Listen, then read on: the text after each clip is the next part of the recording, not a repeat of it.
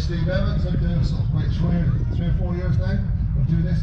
So some of the commercial boys would like to get back to your vehicles, please, and start lining them up for the arena.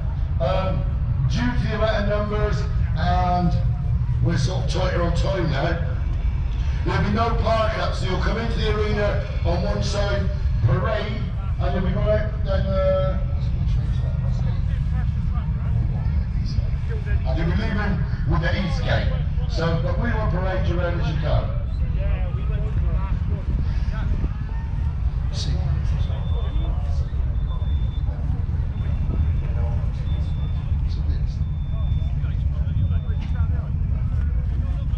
So the first truck in there is we've got the mighty Matador, the big AC Matador. That was contractors for the military and many other uses.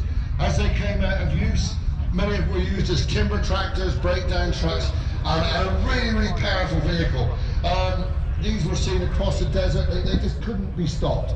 AEC Motors, or Amalgamated Engineering Company, from down there in Southall, Watford, were massive makers of these vehicles.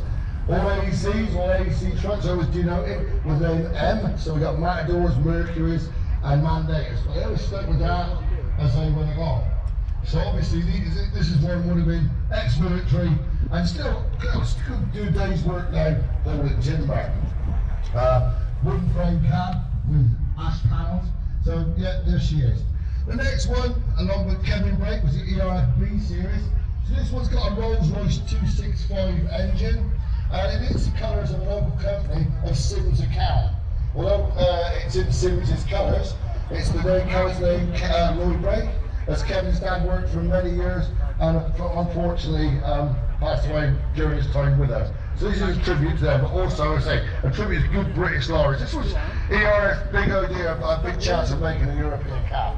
Next we've got another Scammer, I think it's a Highwayman.